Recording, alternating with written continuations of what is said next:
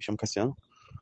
Está compartilhando um pouco do capítulo 9 de Atos, no versículo 17, quando Paulo ainda era Saulo. Ele era um perseguidor de cristão. Deus tinha um propósito na vida dele e falou com ele, né? Falou com ele através de um sinal, de uma luz que veio do céu, se colocou diante dele, e ele ouviu uma voz, onde Deus chamava ele para que ele deixasse de ser um perseguidor de cristão e ele passasse a ser um pregador da palavra. Nesse processo é curioso como em alguns momentos Deus nos chama para uma nova postura, nos chama para que a gente se torne um cristão melhor, que a gente dedique mais tempo para ele, que a gente ore mais, que a gente leia mais a palavra, que a gente fale mais dele para outras pessoas, e às vezes a gente, mesmo com todos os sinais de Deus falando conosco no culto, através de pessoas, através de algo que acontece no teu dia, a gente recua e não faz o que precisa ser feito. Um outro ponto aqui no versículo 17, e Ananias, ele é usado no processo dessa mudança de Saulo, né, que depois virou Paulo. Porque as pessoas, onde ele ia pregar, assim que ele fez esse processo, que ele se tornou um cristão, as pessoas não acreditavam, né? Como é que um cara que matava os cristãos, agora ele está pregando para o Deus que ele não acreditava? E aí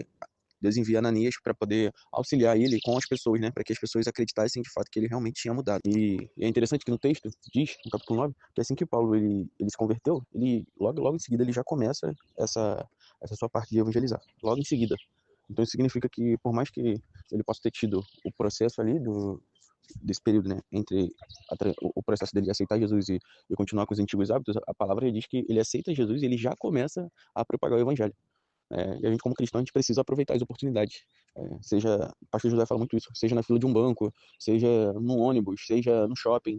Às vezes a gente tem a oportunidade de falar de Deus, de Jesus, isso eu me incluo também, e a gente não fala. Às vezes não fala porque não está cheio o suficiente, às vezes não fala porque tem vergonha, mas é o que a gente precisa amadurecer dentro do nosso coração, para que a gente fale mais de Jesus. A gente conversa sobre tantas coisas durante o nosso dia, e às vezes a gente perde a oportunidade de estar falando de Jesus para outras pessoas.